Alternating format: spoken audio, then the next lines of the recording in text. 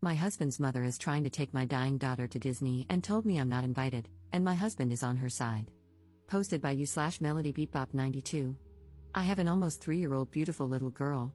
She's just a few weeks shy of her 3rd birthday. My baby was placed in hospice 4 weeks ago after having gone into remission in late May. Unfortunately, the cancer has returned, and it is now crushing her optic nerve, and is about 8 centimeters long. Multiple doctors have recommended that we make our daughter as comfortable as possible, as they do not believe removing the tumor is a viable option. I have so much to say regarding her diagnosis, but heartbroken will suffice for now. My husband and I have been making tons of memories with her over the past few weeks. We've included family in some of these moments, but we both feel that we want to spend as much time with our daughter as possible.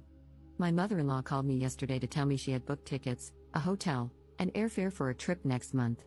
I thought it sounded fun until she said she was taking our toddler with her, just her, my daughter, and her husband. She did not invite my husband and me. My daughter isn't even 3 yet. She has never stayed overnight anywhere, and my mother-in-law wants to take her across the country for an entire week.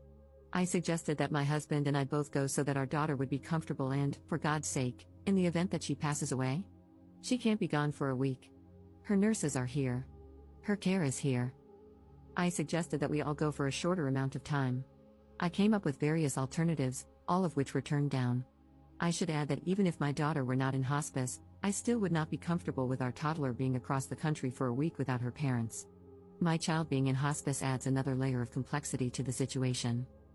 I told my mother-in-law that the decision she made without consulting us was a firm no. She called me a few names and hung up on me. She then called my husband, insulted me, and suggested she would fight for rights before my daughter passes away. I'm already grieving. My husband said we should acquiesce to his mother's trip to avoid drama, even though he agrees that our daughter is too young. But I want to spend time with her before the cancer takes her. She's too little. I said no for various reasons, not just to say no. Commenter. I'd suggest discussing it with your hospice doctor.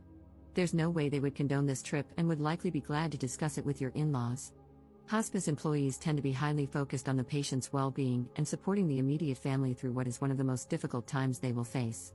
Ops response. I told 2 of our hospice nurses, and they were both floored. They thought I was joking and were appalled when they realized I was serious. My husband even told one of the nurses, "Well, my mom has good intentions." My daughter's care team, including 3 doctors, does not recommend that we fly. They also do not recommend being away for that long without care. I asked them to document everything. It's been a crazy day, and I'm shocked I managed to eat 1 meal. Edit. Thank you to everyone who took the time to share their thoughts and insights. I appreciate the outpouring of messages, and I'm sorry I haven't had a chance to reply to them all. I wanted to add a few things. My mother-in-law lives in the same county as us, in the same city as my parents. It's only about a 20-minute drive without traffic. However, my in-laws have always been very adamant that we visit them, so I usually take my daughter over every other week for a few hours. Rarely do they ever come to our home. My parents, on the other hand, like to visit and always have. My daughter is much closer to my parents for this reason. Anytime my husband and I go on date nights, my parents come over and watch her because they like for her to be in her comfort zone. This was the case even before the cancer diagnosis. Since the diagnosis, we've been in and out of the hospital for weeks at a time. My parents have still been very much involved by helping in the form of dropping off meals, assisting with laundry, etc. I am very close to my family, and they have been respectful of our need for space during this time. I think my in-laws may be experiencing guilt because they haven't made much of an effort to visit us, see us, or accommodate us. It's always about what I, their daughter-in-law, can do for them. I have always felt like an incubator who's just there to facilitate a relationship between them and my child. Also, to add, I am set on distancing myself as much as possible. I've cut off contact with my mother-in-law and do not want her around after this fiasco. I've completely blocked her from my phone and communicated this to my husband. He is sad but says he understands. A few of you mentioned that this was an eye-opening situation, and it really has been, on many levels. Second edit. I saw various comments about my mother-in-law possibly wanting to take my child on a trip to get her alternative treatment. My mother-in-law planned to take my child to Disney World in Florida, which is across the country from where we live. She lives in the same state, in the same county as us. My husband and I have taken our child to Disneyland a few times in her life, most recently once. Going for 1 day was exhausting, and my daughter was completely spent afterward. I can't imagine my daughter handling Disney World for more than a day, but also, I would like to be there for the trip. Even if my child weren't dying, I still wouldn't be comfortable with her going without me. It's such a bizarre situation. My mother-in-law isn't one for alternative treatments, and I haven't outright asked her, but at this point, I wouldn't be shocked. Either way, my child isn't going anywhere with her, supervised or not. I've already made that clear to my husband. If she wants to visit, it will have to be at our home. Even then, I'm still not on board after everything that has transpired. I've been thinking really deeply over the last few months, but even more so in the last 24 hours. I don't know how I can continue being part of this family. I'm trying not to think too far ahead, but I'm seriously doubting whether I can continue in this marriage. Thank you again, everyone. Third edit. I'm really close with my family, specifically my mom and aunt. They know the wishes I have for my daughter. My husband and I argued for a good week about where our daughter should be buried. It was awful. He wanted her buried with his grandma, where his parents and he will be buried. I wanted her buried at the cemetery where my grandparents are buried and where I plan to be buried.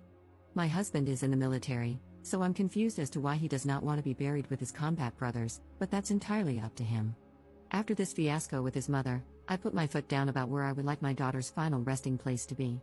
I just never thought there would be so much back and forth about where she will be buried, the week-long trip we weren't invited on or consulted about, and acquiescing to his mother's wishes. A crap show, to say the least. I love my husband, but I am appalled by his behavior. I should also add that my family was very supportive of where I wanted my daughter to be buried when the topic came up. They even said she could be buried wherever we want because it's not their choice. I even entertained cremation just to try and come to a middle ground of sorts. I didn't even want to discuss burials and cremation until I absolutely had to. I've been avoiding it. Now it feels morbid to discuss because my daughter is still alive. My husband's family was upset when they brought up the topic because I didn't automatically want my daughter buried in their cemetery of choice. Their main argument was that my daughter carries their last name, so she should go there. My argument was that my family already has 4 open plots, and I want to make one a double for when my time comes. I'm even exhausted writing this because this is my life, and it shouldn't be. We should be a team, united in grief. Now I feel like all I have is my baby and my family to hold me up. Update 1 week later. It's been a few days since I've been online, and I've read some of the messages. Truly, thank you to everyone who has sent their warm wishes, support, encouragement, etc. It's been very touching, and I'm so grateful. My daughter has begun slowly deteriorating, and it's all become very overwhelming. My husband now realizes that this time is precious. That we are on borrowed time, and that our time as mom and dad is the most important. We've had 2 sessions of grief counseling and couples counseling while my daughter sleeps. Our therapist has really helped us both understand how borrowed our time is and how this time truly is for us. Everyone else is secondary. That's not to say that extended family isn't important, they are, but there is a lot of extended family, a lot. However, I'm not sure I will be staying married in the long run. That said, this isn't the time to make such a deep decision. I am emotionally drained from all that has transpired, not only this past week but this past year. You truly see people's true colors when crap hits the fan. An example of this is that on my phone, I have 8 different alarms each day for my daughter's medications, daily. I have been the one who flushes ports, administers medication, cleans up vomit, gives back rubs, and so much more. I have been in this through the thick of it, having to learn everything, because no one else will. My mother has been the only person who has asked how I'm doing, who has brought me coffee and meals, held me when I've cried, and been in my rock. My husband is sometimes emotionally present, but usually, he's not.